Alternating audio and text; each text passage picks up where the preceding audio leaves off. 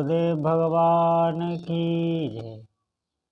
श्री सीताराम सरकार की जय। श्री राधा रमण लाल की जय। श्री गौरी शंकर महादेव की जय। सभी दर्शकों और भक्तों को कोटि कोटि प्रणाम। सबको प्रेम भरा जय जय श्री राधे। अगर आप आज का सत्संग नहीं सुनेंगे तो निश्चित मानिए आप सत्य को नहीं समझ सकते। सभी साधकों से प्रार्थना है, निवेदन है, आज का सत्संग बहुत ध्यान पूर्वक सुने। आपको पता लगेगा सच्चाई का, आप चल पाएंगे परमार्थ में, आप जान पाएंगे परमार्थ की गहराई को। आप ध्यान देना, कभी भगवान शंकर जी को क्या जरूरत पड़ी सत्संग सुनने की, सत्संग कहने की। वो हमेशा कोई न कोई कथा माता पार्वती जी को सुनाते रहते हैं। वो हमेशा खुद गरुड़ काकभुसुंडी के मुख से कथा सुनते रहते हैं। ऐसा क्या है, ऐसा क्यों? हनुमान जी को क्या ज़रूरत है भगवान का नाम जपने की, भगवान की कथा सुनने की? ये सब क्यों महापुरुष कथा सुनते रहते हैं? ये दिव्य शक्तियाँ, ये ब्रह्म शक्तियाँ, ये खुद ब्रह्म शक्ति हैं। ये हजारों लाखों जीवों का खुद उद्धार कर सकते हैं। लेकिन ये क्यों सत्संग सुनते हैं? ध्यान पूर्वक सुनना। ये सुनते हैं, ये हमें सीख देने के लिए सुनते हैं। महापुरुषों ने कहा है कि जो भी हमारा समय सत्संग और भजन में जाता है वही समय सार्थक होता है। ध्यान दो, बाकी समय व्यर्थ जाता है।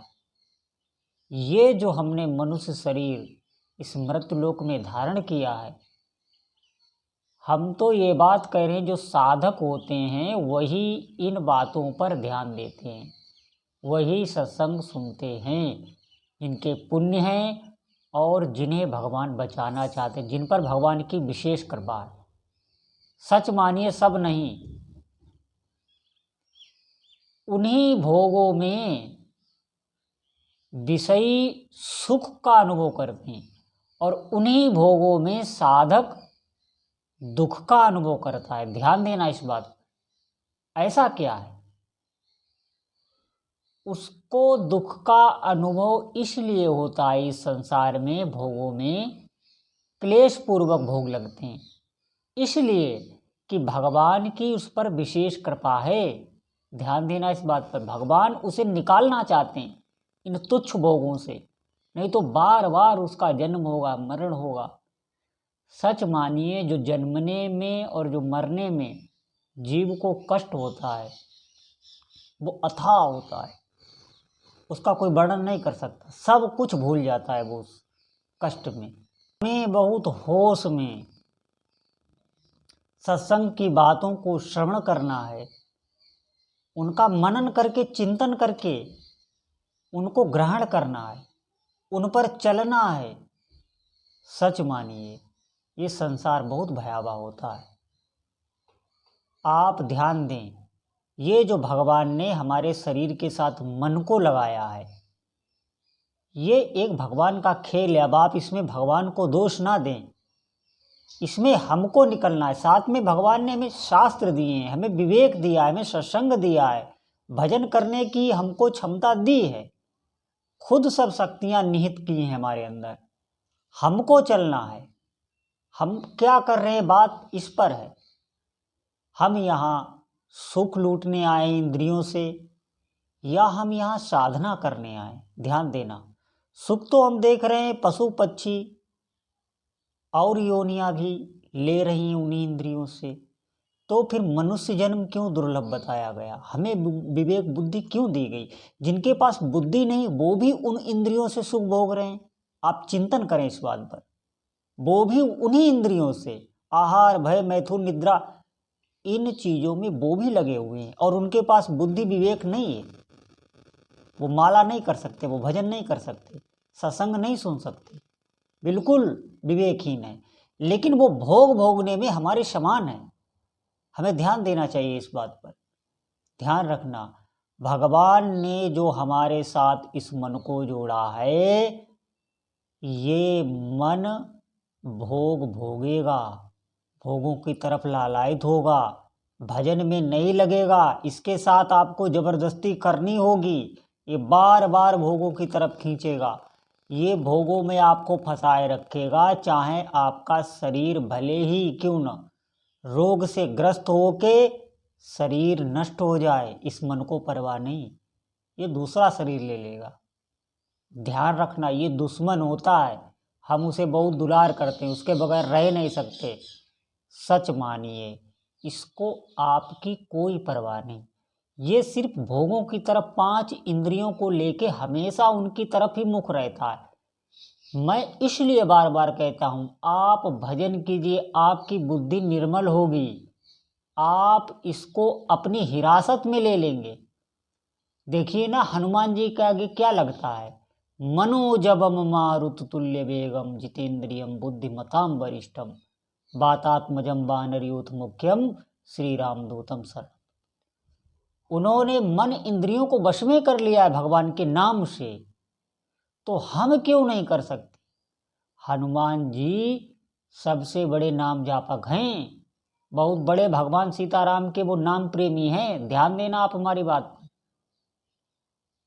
मैं जो आपको ये साधना बार बार बता रहा हूँ, इसका कारण यही है कि आपके अंतःकरण को निर्मल करके बुद्धि में ऐसा विवेक प्रकट करेगा कि सतमार्ग पर चलने की आपको शक्ति आएगी।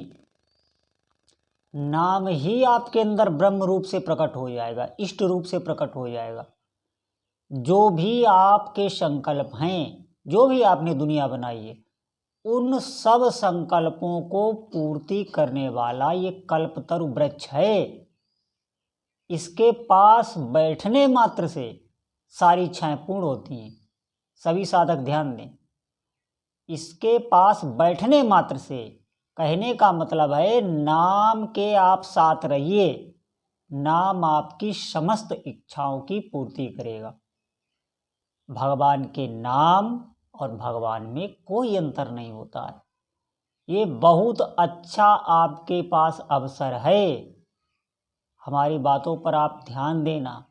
हो सकता है बहुत लोगों को ये बातें बहुत कड़वी लगती, उनको अच्छी ना लगती हों, उन्हें ऐसा लग रहा हो कि ये हमारा संसार छुटाएंगे, हमारा घर परिवार सब छूट जाएगा।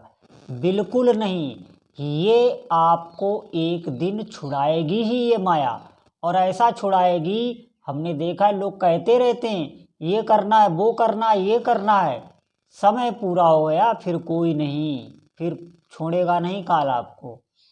तो जो हमें पहले से ही छुड़ाया जाएगा जबरदस्ती, तो क्यों ना हम भजन करके तैयारी करें, आनंद में जिए।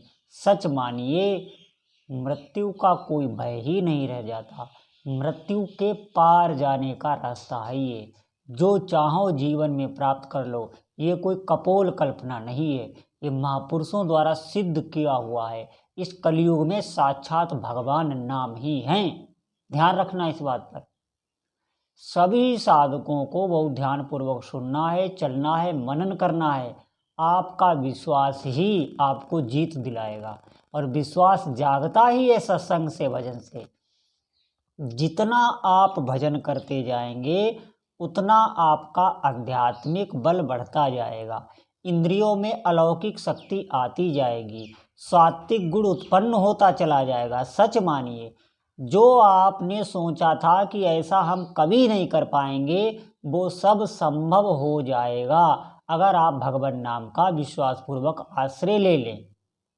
आश्रय ले लें, नाम जपने लगे।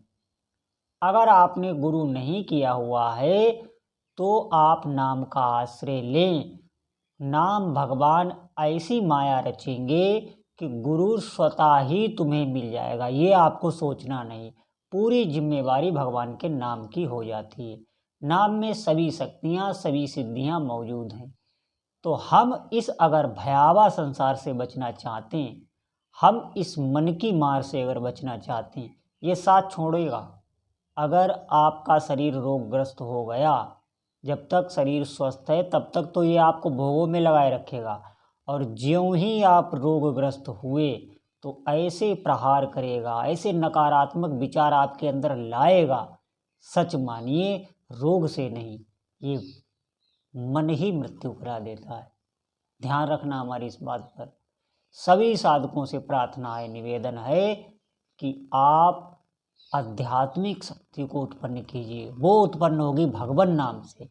और भी हैं, और साधन बहुत से हैं, लेकिन वो साधन आप नहीं कर पाएंगे। आप यज्ञ करेंगे उसमें बहुत खर्चा लगता है, आप तीर्थाटन करेंगे उसमें बहुत खर्चा होता है, दान दक्षिणा क्या आप कर सकते, हम कुछ नहीं कर सकते। जैसे बच्चा अपनी माँ को रो रो कर बुलाता है, आप ऐसे ही अपने इष्ट देव का नाम जपने लग जाएं। फिर आप अपने हृदय को देखना, कुछ ही दिन में आप देखना आपका हृदय कितना शक्तिमान हो जाता है। तो सभी भक्तों से प्रार्थना है, भगवान नाम में आप लगिए, आज से ही लगिए। भगवान नाम आरंभ कीजिए, भगवान नाम से प्रीत कीजिए, भगवान की कथाओं का श्रवण कीजिए। बोलो जय जय श्री सीताराम।